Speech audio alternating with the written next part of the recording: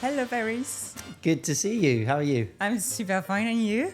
Very well. And I'm excited for your podcast. I'm super excited to have you here because you have a very different profile than all the other people I had the chance and pleasure to welcome here.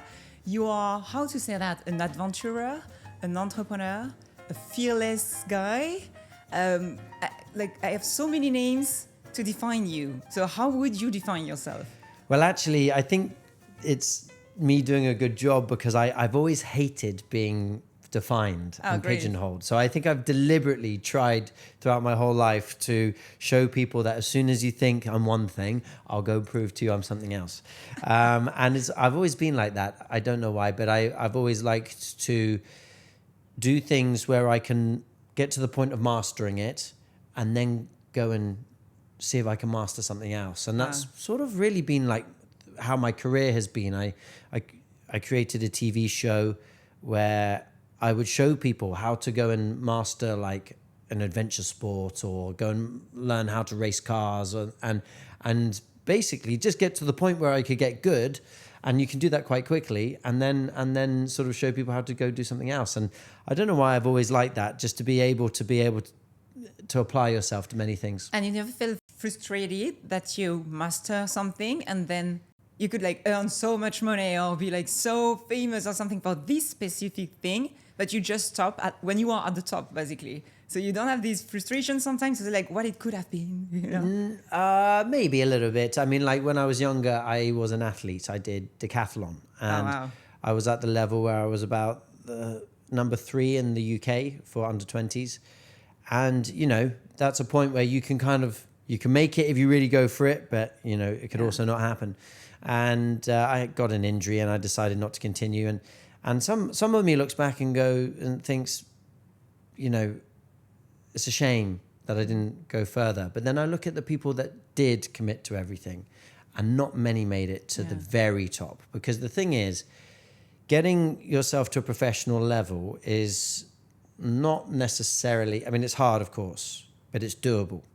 But to become at that elite level, where you're famous for what you do, where you make good money from what you do, and you master your sport to that elite level, I'm talking like the Olympic top 10 level, that's extremely hard in any area or field. And there's a big difference between that. And so I'm very good at mastering that first 80-90%, but that last 10% is where the real hard work takes place. Can you imagine like the panel of skills and knowledges that you add on your portfolio throughout the years? It's just like, how old are you now? 41.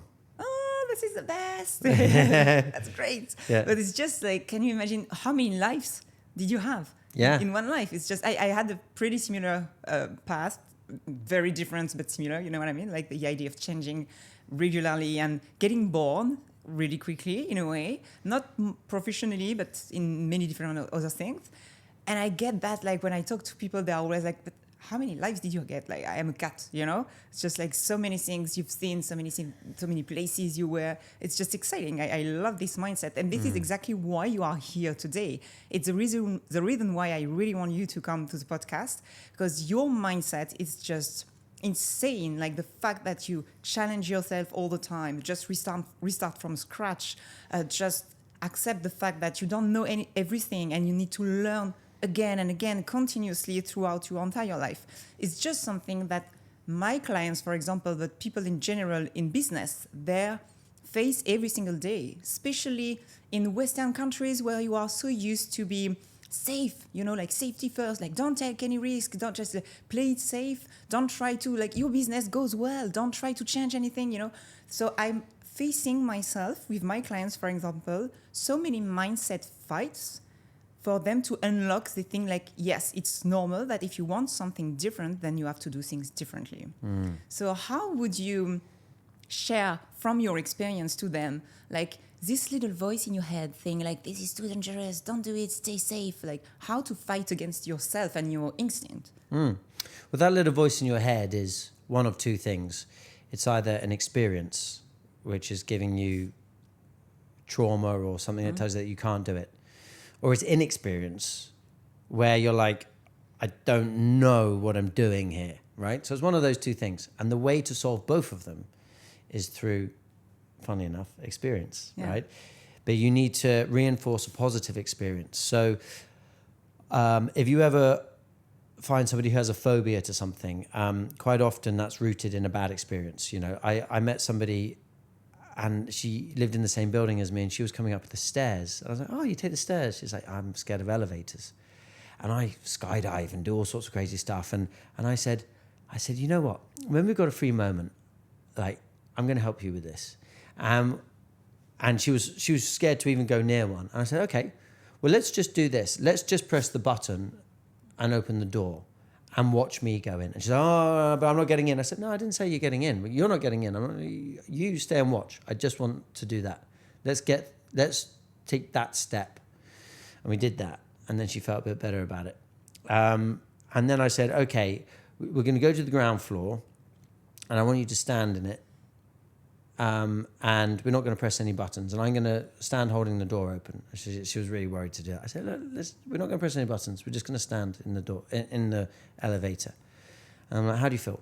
She's like, I don't like it in here. And I'm like, but we got through it. And it's like, and bit by bit, she managed to actually get rid of her phobia of elevators, because it was a irrational fear based on a negative experience. So how do you get rid of it?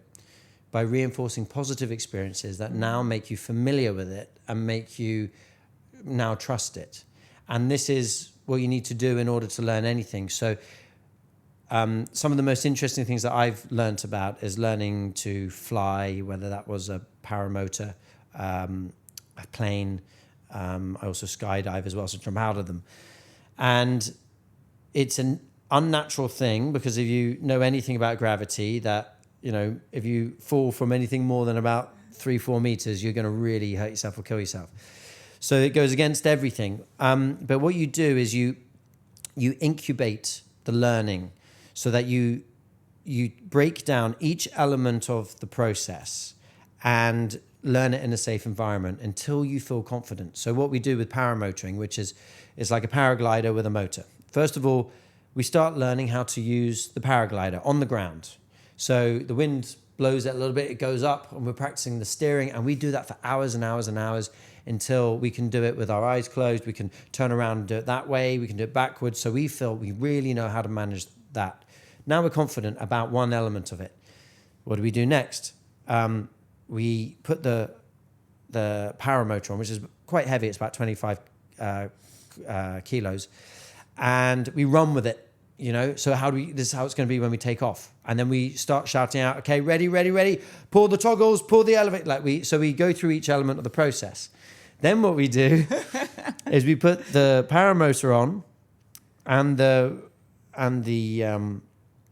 paraglider, and we tow someone so they just get that feeling of getting lifted 1 meter off the ground.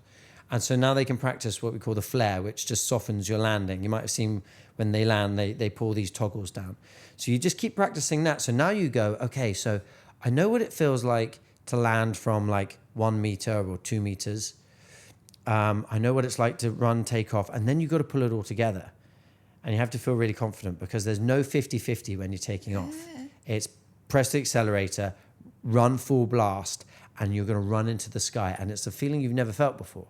And when you're up there, you know, like you've got to keep the accelerator on. And, you know, you've got a coach on the radio in your ear telling you, keep pressing the accelerator, you know, so you're listening. But at the end, you pull it all together. And now you've had some kind of experience that tells you, I can do it. So now I'm really excited about trying it again. But you still are in incubation mode because you've had one flight. You're not an expert yet. Accidents can go wrong. You've got to practice many takeoffs, many landings, many maneuvers until you start to feel like you really know what you're doing. And so the way to bring that all to the ground so that it will never work is by taking bigger risks than you are able to handle, and now doing something that causes you a problem or gives you a scare, and now you don't want to touch it again. That's why I use the word incubation. I love that. Yeah. So back to the point. The voices in your head come from experience, either a negative experience or no experience at all. The way to solve it is by having positive experiences that you gain from incubating positive reinforcement. Oh my God, I love that. I'm trying first, I think my heartbeats started to go crazy because I lived it literally with you. You know, I was like, no, just no, put me on the ground. But also I was trying to find for each step something that could be transposition in the, can I say that? Yeah. In the entrepreneurship, you know, like how it could be transposed in entrepreneurship. And it was exactly that. It was like, just go step by step, just be surrounded by someone who knows, like, this is something that comes back a lot. Like, surround yourself by someone who knows how to do it, just to explain to you how to do it, to avoid you to fall down, to scratch, to just die, you know, and things like that. So in the business, it's the same. So it's just like, go step by step, do things properly, learn from others who master this specialty, and don't try to go crazy too quickly, because it can be dangerous. And it's actually what happens to so many businesses. Like, they just go crazy, like they just increase their prices suddenly. And obviously it fails. Like, obviously it doesn't work. But it's just like a step-by-step machine. We have a 5-pillar system, for example. When you have to master each of them, then you can fly. So it's just makes so much sense for absolutely everything, and not only dangerous things like that. Yeah, absolutely. I mean, when I was younger, I started off my entrepreneurial career pretty much as long as I can remember. I mean, when I was at school, when I was 16, I had a business at school, and as soon as I left university, I raised some money, moved to the Middle East, and set up a tech business. So it's been my way all the way along. But when I was in my 20s, I very much valued learning from experience more than necessarily getting it right. And so I remember there were scenarios. I remember one in particular where somebody wanted the details to my business plan. He said he was going to invest and what have you. But I had a suspicion that he was asking for a little bit too much kind of intimate details about the business. That he could go and try and set things up himself, you know. And I was like, well, I don't know if he would do that. And I'm going to sign an NDA, but then that doesn't really mean anything because he can go do it in another country and I'll never know about it. Yeah. And I guess I thought to myself, I can see where this road is going, and I'm curious to see whether my instincts are right. And so I allowed it to happen, but behold, he did kind of scam me. And now I know that when I feel that instinct, that instinct is usually right. Now as a 41-year-old, if I feel that instinct, I can act on my instinct. Before, when I was younger, it's like you're still unsure whether your instinct is right or whether you should be more trusting, you know. So when I was in the earlier phases, I would take the unsure road, the one that where you can't see quite where it's going and it looks a bit dark and twisted, because the one that you can see the end and it all looks clean, and that way I already know what's going to happen. And that is the way to success, right? Is doing something that you understand. But when I wanted to learn more, I valued learning more, I would take those unsure paths so that I would learn more, and I did learn more. It's just exactly what you're saying. Like, if you keep doing the same thing, you'll have the same results. If you see the end, you know what's going to happen. But sometimes, like, also allowing yourself to get surprised and just to, because the instinct is something that can be like double face, you know. Like, it's just sometimes your instinct, because of your education, of your culture, of your background, of your fears, of your experiences, stops you. And I have a very bad instinct for so many things. So now I know that I usually take the decisions that are against my instinct. Right. Because it's the same than manifestation, you know? It's just like I always manifest for bad things and then good things happen. And when I manifest for good things, it never happens. Like, I don't know the relationship I have with that guy. But anyway, you know? The thing is just to fight against your instinct. When you've always been said that you have to be safe, that not to take any risk, can be very tricky for some people. It's just about like, what would be the one advice? Like we were talking about, surround yourself by people who know how the road is made, but how to trust these people and how to accept to take this risk. You know, like when you jump from a plane or something and you have someone behind you, it's just like I guess you jump yourself alone. But at the very beginning, you have someone behind you and you are like, I give you my life, basically. So when you work with, like, for us, mentors and coaches and things like that, and you are like, I trust you enough to put my business in your hands. So it's just like this instinct you were talking about. Yours is amazing, but it's not always the case. I mean, so how to fight again this instinct survival thing, especially when it's your business, it's something like it's your baby, you know how it is. You know, fear isn't all bad, and risk can be dangerous. That's what it is. You know, it shouldn't be that risk is something that we always take on and that we always have to fight against. Because risk is something that we sometimes should be scared of and we should avoid, right? Going to your point there on skydiving, when I was learning to skydive, I remember what happened. I have a very high level of threshold of adrenaline. So I would get in the airplane, we're ready to go. I'm, high fives, Joking, everybody. Yeah, I can see you. and then the door opens at 3,500 feet and a few people jump out. That's called a hop and pop. These are the guys who do the low level jumps, not the low altitude jumps. And as soon as that happened and the cold air comes in, you go, oh my God, I'm going to jump out of this airplane. What am I doing? Do these people even care about me? And then you're going to fly up to 13,000 feet.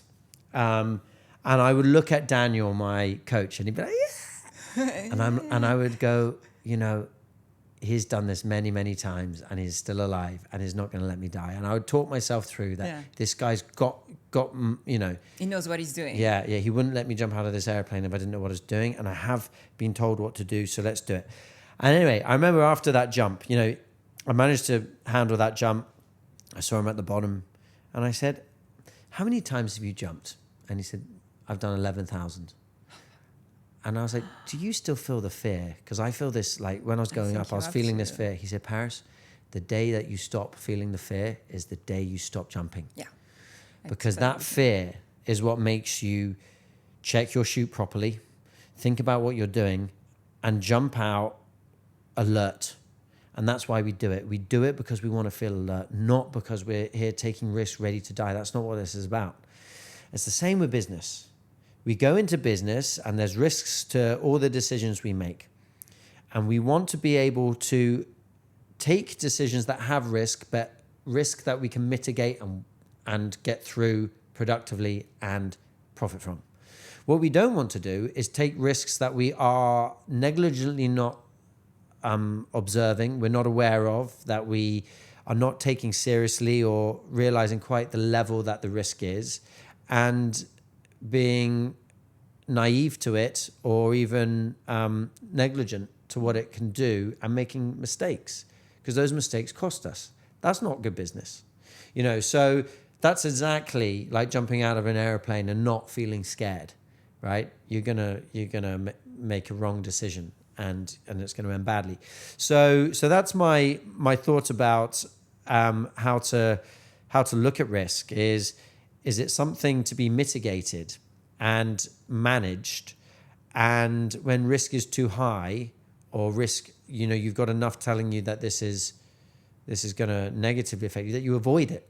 There's a time to avoid the risks. Most of the time, people are afraid of the risk because they are afraid of failure. The thing is, in your industry and in your crazy life, failure is not an option. Definitely, it's everything or nothing. Like you live or you die. But for entrepreneurs, it's like you can lose everything and you can use your current clients. This is something I experiment a lot with my own clients because we jump from one market to the other.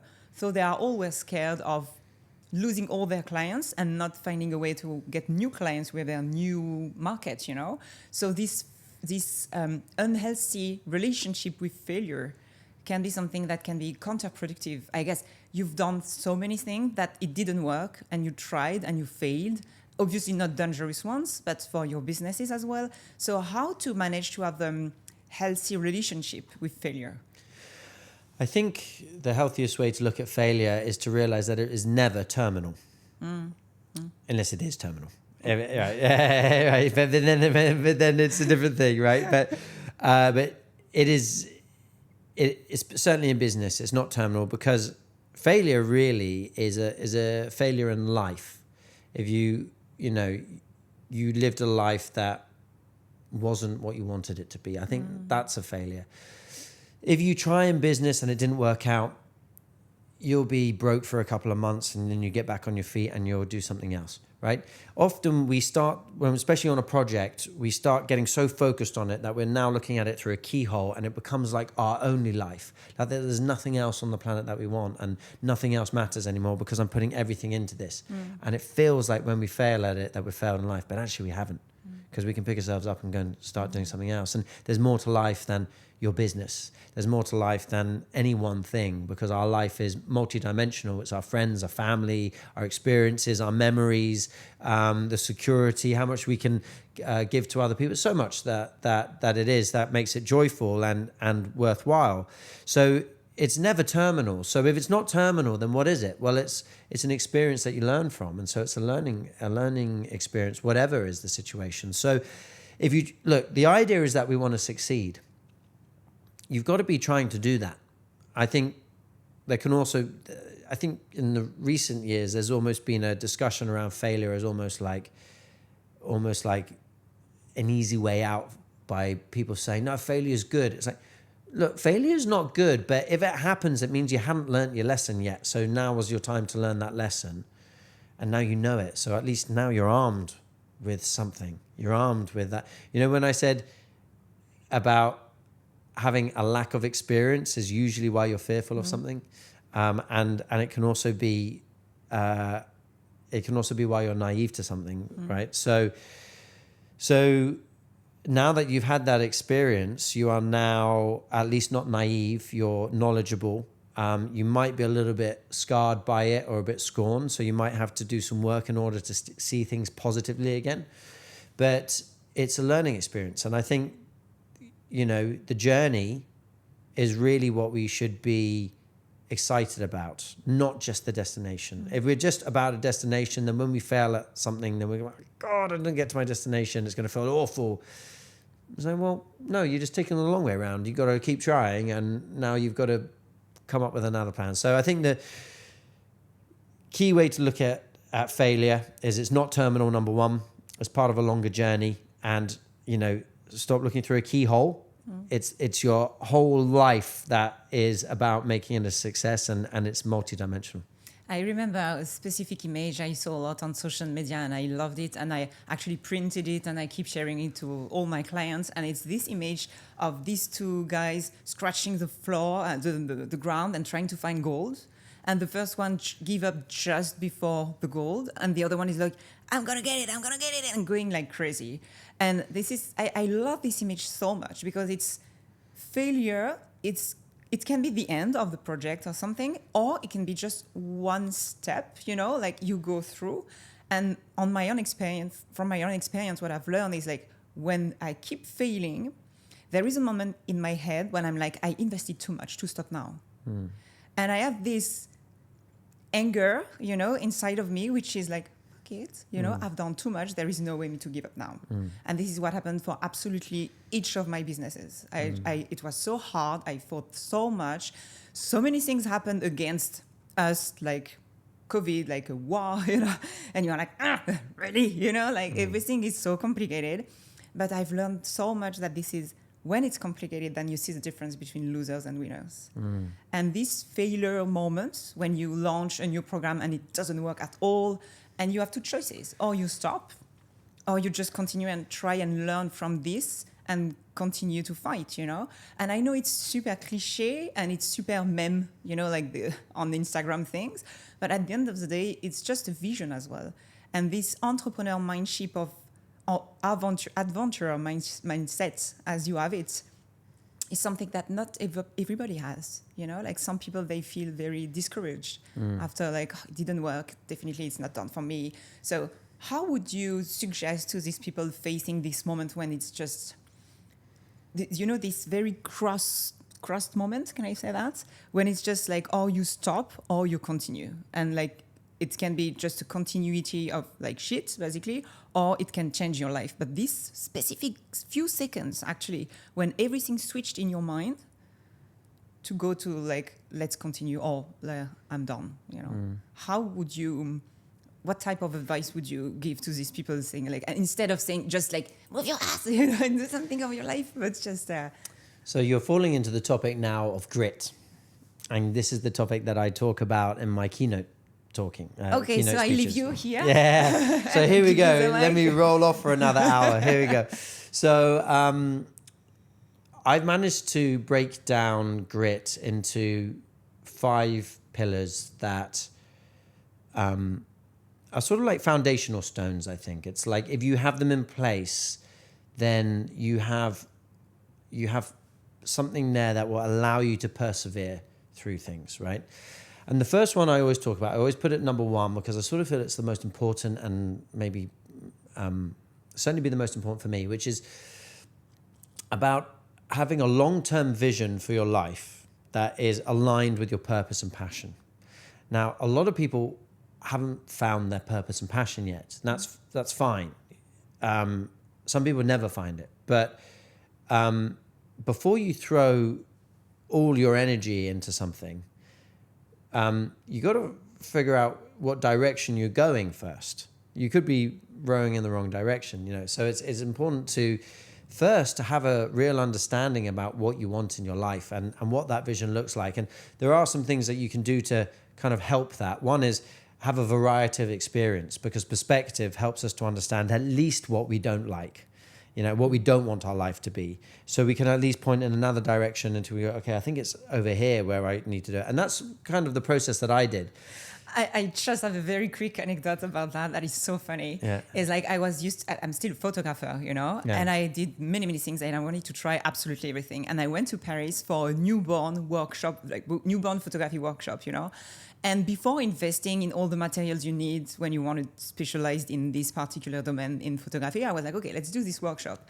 I spent the worst day of my life, but I saved so much money and time because I realized that this is not for me. You know, there is no way me to spend 2 hours in a room with silence, 40 degrees. Shh, no, you know? Yeah. So this is exactly what you say, like just experiment things to understand what you don't want to do. I love it. There we go. And I guess that was part of what I said earlier when I was younger about just trying different things in order to get to learn.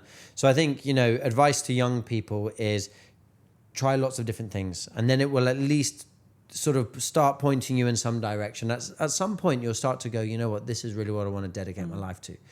Then it's about having a long-term vision.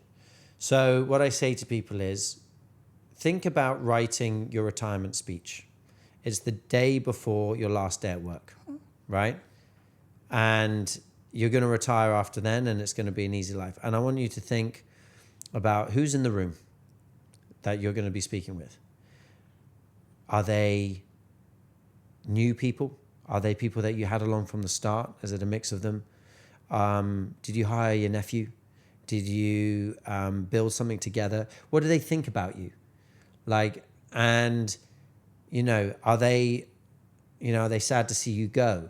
Or are they, so, you know, who's going to take it on from there? Is it going to be a legacy that other people are going to continue? What did you achieve? What, if people were to say, yeah, Paris Norriss, he's that guy. What is that? Right? What is it that you truly wanted to be known for? What are the experiences that you wanted to have? Sculpt everything and try and think of what that is, and then write your retirement speech. And then when you're in that moment, it will start to pave the way to what a destination is starting to look like. Because we can work back from that. It's actually once you know what the destination is, it's actually quite easy to kind of like go, well, if I was to do that, then 3 years before I would have probably done this and and then you go back to, right, so what do I need to do now? Well, I've got to build something, so I've got to start here, you know. So you can actually map out a strategy, you know, and you're looking 30 years, 40 years down the line, you can do that. But you have to have a really strong vision. And so by writing your retirement speech, it does help you to visualize it. But then every day, try and think about that. I've written designed a vision board. It's a 5-year vision board, so it's a shorter term vision.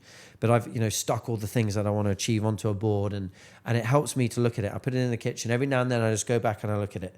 And, you know, especially right now when we've had 12 days of missile attacks and motivation's been gone. What am I doing in work? Not quite sure what's going on.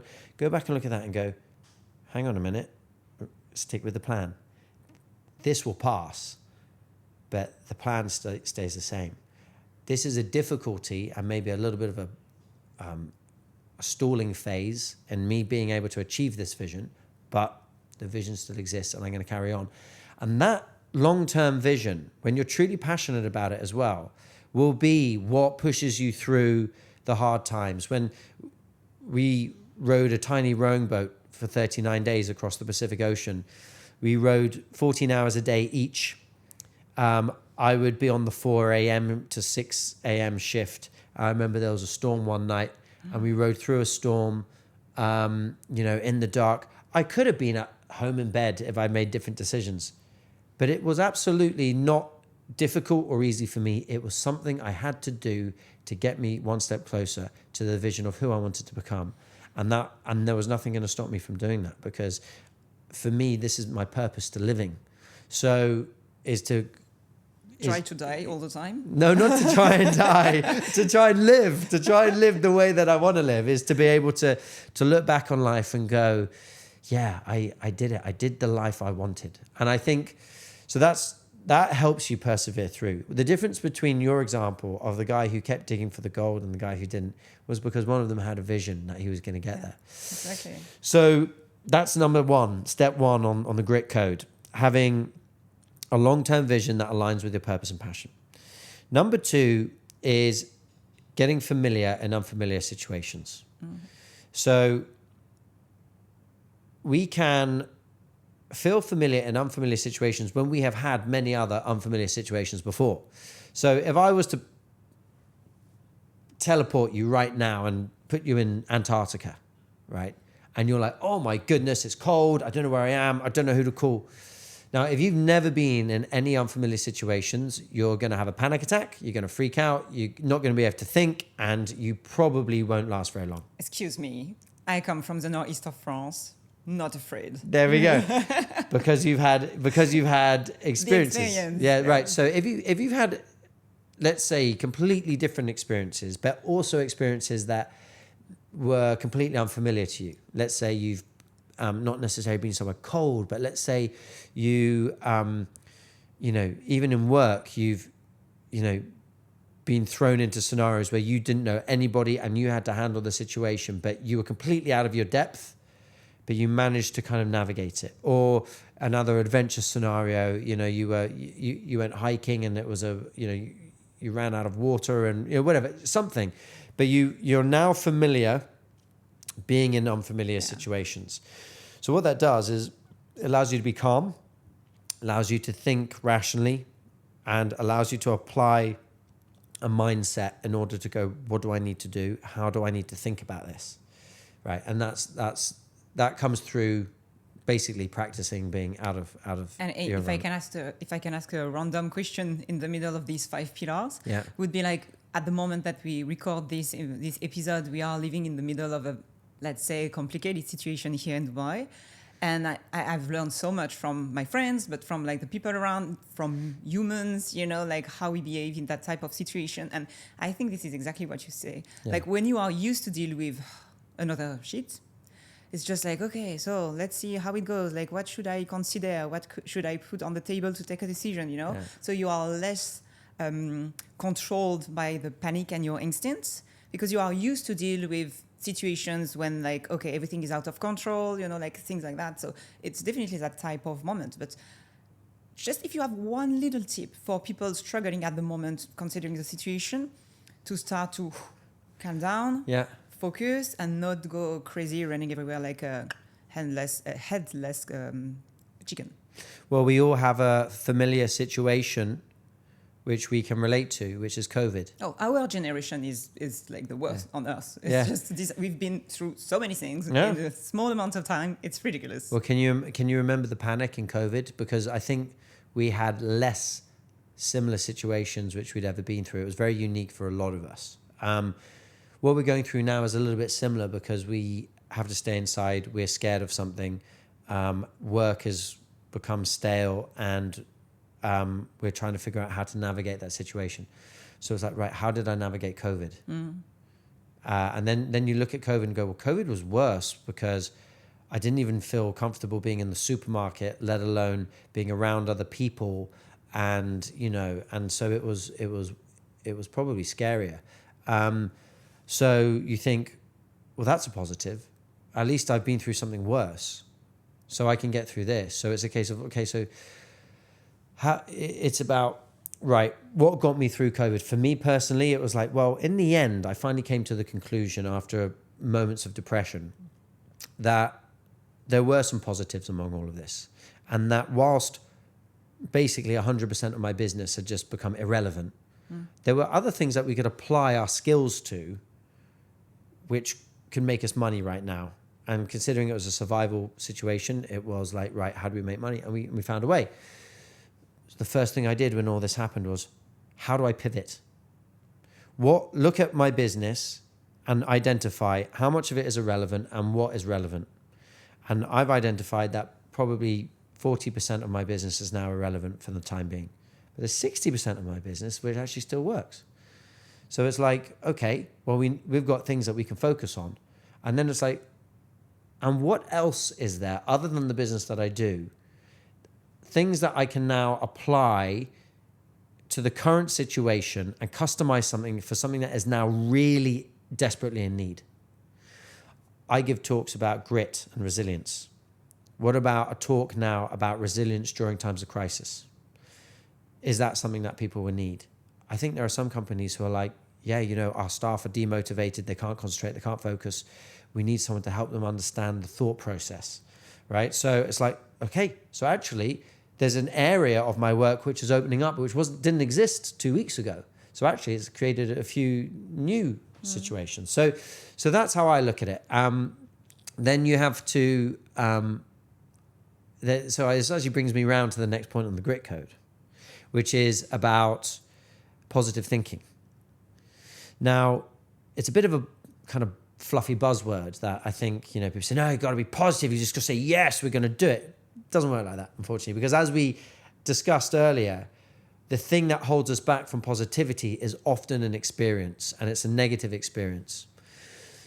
So we have to rewire our thinking now to actually see some light through the trees about how this could be positive, given that actually some things are quite negative, and focus on the positives, and because you actually end up finding opportunity through the positivity. People learned so much from COVID about that, and now with this situation, you have so many investors just waiting for the best opportunities because they know that things are going to get back to normal because we've been through similar things before. So, exactly. I gave my rowing partner, Harry, a call yesterday. We talk every now and then. I like to just kind of clash my mindset with his a little bit, and he's very positive right now.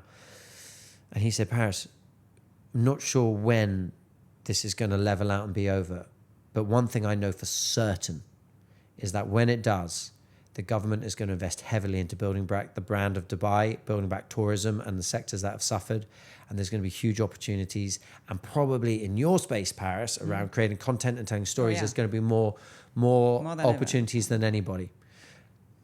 Wasn't looking at it like that, but that's a positive way to look at it.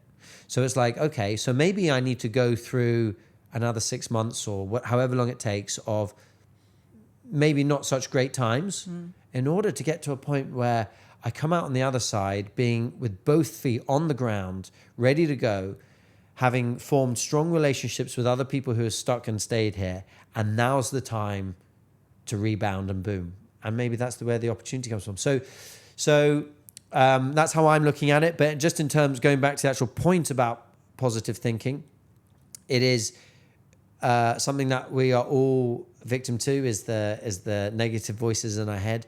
Those come from negative experiences. You've got to now try and have positive, small, little mini positive experiences to reinforce that actually you can do it. And actually you can get through this. And you'll see opportunity that way. So that's the third one, positive thinking. So we've had aligning your long-term vision with purpose and passion, getting familiar in unfamiliar environments, positive thinking. The next one is called meticulous planning and adaptability. Now in business, we plan, right? We come up with something we want to achieve. We create a strategy for it, and we align our teams to start pulling out this plan and making it happen. Then something like this comes along and completely throws the plan out the window. Now what do? You drink wine. It's a better idea to do that than anything else. Because basically what people usually try and do is keep forcing the plan. Yeah, true. Now what you're doing is you're trying to smash a round peg through a square hole. It doesn't go anymore.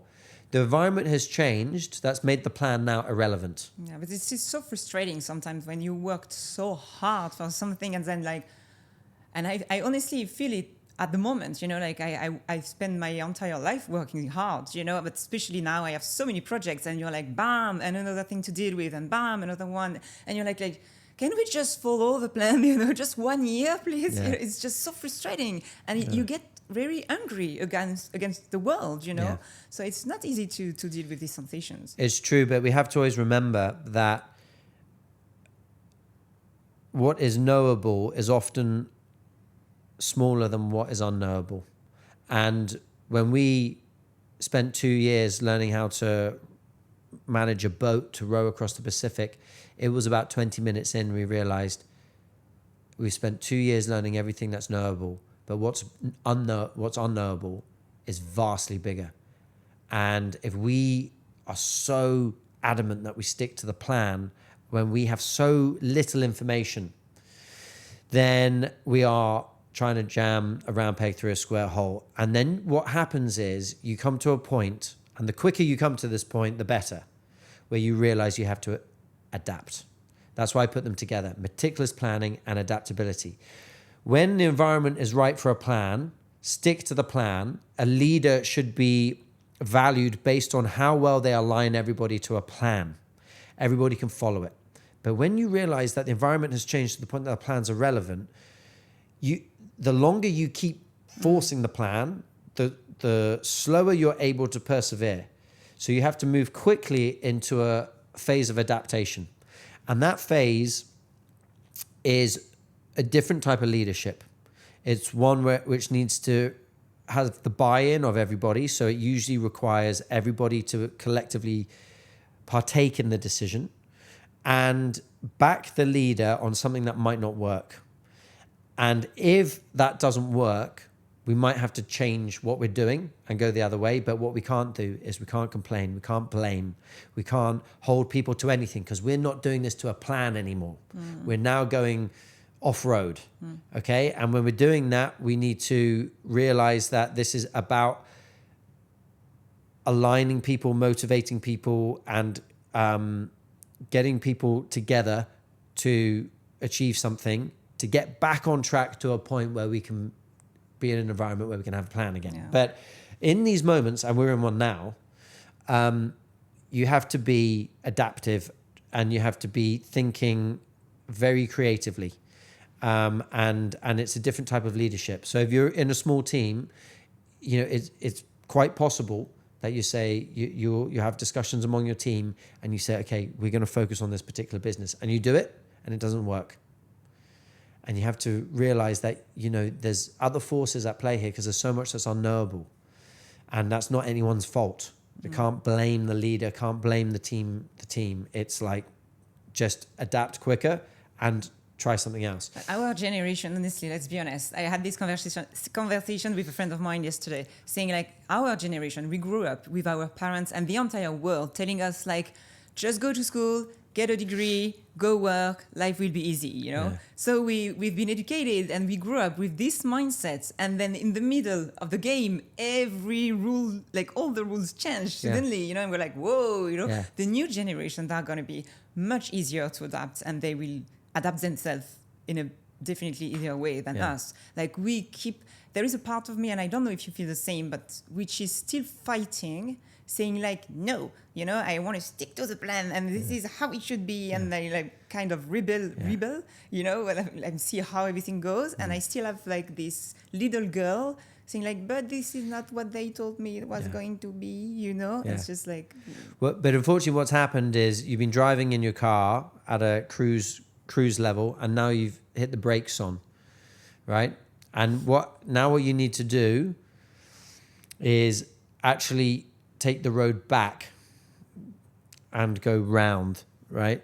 and it feels like you're doing something different. But the more you stand there with the brakes on, you're just not moving. So we're in that time right now. What happens generally is we get frustrated, we get confused, we start blaming each other, we start arguing. What we realize is the environment's changed. It wasn't because of something that of us working together or something like that. It's because the environment changed. So you have to, it's about taking notice. It's about really going, this is the time that we have to identify. We have to identify when the world around us has meant that our plan doesn't work anymore. And we have to adapt quickly. And it's about limiting that stall phase, right? The quicker you go, you know what, this isn't working, let's drive back down the road we came, and we're going to take the long way around this mountain. That's what you have to do. So that's number 4. I can't wait to retire. Yeah. Just exhausting. But we love it. And I mean, at least we have this entrepreneur mindset, which definitely is, I think, easier to deal with in that type of situation because we are used to deal with difficult moments and challenge and questions and things like that. So obviously. So what's the last point? The last one, I mean, it's a principle that probably applies to success in general. I think we say you're the average of the closest 6 people to you. So surround yourself with influences that exude grit, the ability to keep pushing on and persevere no matter what. That doesn't, listen to excuses or have a reason to stop, that just keeps going. That's why here in the UAE, it's quite refreshing to have leaders that at least put out that message around perseverance. We're going to get through this. We're going to keep going. They exude that grit. And, but it's important to have people close to you who are similar. And just those influences in your life. We are influenced a lot now by, I don't know about you, but it's the WhatsApp groups, it's the social media, the news. It's we're glued to it because we're concerned about what's going on.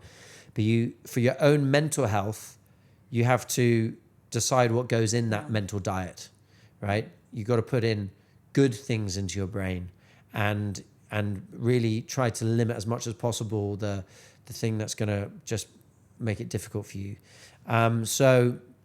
Having good people around you and just monitoring what's going in to make sure that you've got positive influences coming in your brain. I think we don't realize the impact. Like we underestimate at least the impact of that. I'm French. I come from France. I've been surrounded my whole life by French people, and I love my country. I love my French friends. But this is what I need to do. But we have this thing that we complain all the time. It's in our culture. Like it's before coffee, we start complaining, and until the last glass of wine, we will continue complaining. So it's just something when the Brits, by the way, I think we're probably trying to win the World Cup for complaining. In the same room, Yeah. But it's just something that when for any reason you suddenly travel and you meet other people, and some of my friends, my real friends, told me like, you keep complaining all the time. Like we love you, but it's just like, stop it. And I was like, really? Like, I don't even realize that it's something that every single thing I say, I'm like, okay, we have to do that. Oh, I was better at home. And I just decided like, okay, I don't want to be this person anymore. So like moving to another country or just trying to change something in your life to surround yourself by people with the good vibes, with the good mindset, and just the impact it has on you is insane. Obviously, I still complain because I'm proud of it in a way, but just to realize that I'm doing it, it's just something like you. Well, Whoa, stop it! Like, so it's good to get your friends to call you out as well, because this also applies into the positive mindset thing, because it's good to ask people around you, call me out when I'm being negative, because often we don't realize that we are, and we're going, it's not going to be like that, and I'll never be like this, and we don't realize, but it's actually us that's the problem. And you need your friends to say, you realize you're being negative. Because if you just go, oh yeah, I am, then you'll start to take notice, why am I being negative? And it's even more than being negative. It's about complaining, which is like blaming others or blaming the life or the world of Trump, no comment, or things like that. It's just to say like, this is not my fault. So it's also another question, which is take the responsibility of your life. Obviously, many things are going to come and pass your journey. Yeah. But there is a moment when the way you react to all of that, it's also what makes your life wonderful or a failure. Well, another great thing to do is, focus on controlling your controllables, because certainly in a time like now, what Donald Trump does, what other people who are making decisions do, how the leaders in our country react to it, is completely out of our control. It's really not worth focusing on that. What we can focus on is, well, what can we do about it to manage our little world? That's what is really important. And we can change that.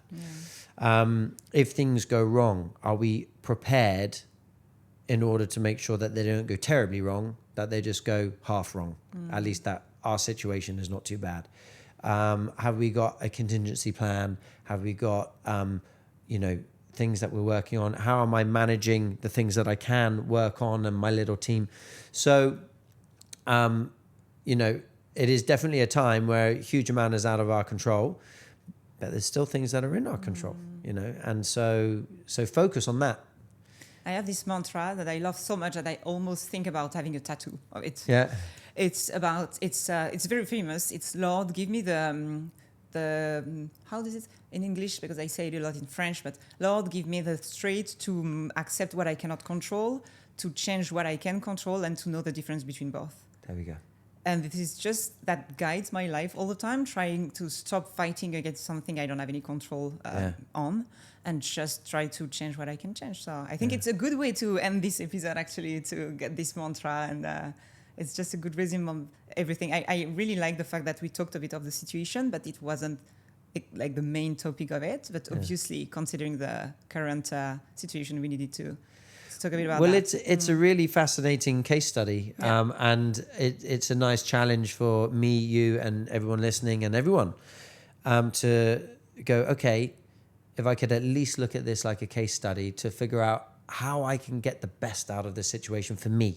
And what I can learn from it as well, not to make the same mistake maybe in the future or something like that. And it's just, so interesting. Thank you so much. No, thank you for being I'm just full of energy now and just motivated again. So thank you. It's actually a psychotherapy, during an hour. Yeah. So sharing with you all my fears and everything. It's okay. You just do this and that. It's going to be That's fine. a good thing about podcasts is you get it all out.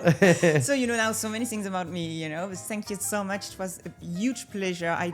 It's more than what I expected, so it's just incredible. Thank you again so much. My honor, thank you. I hope you enjoyed, and I see you for the next episode.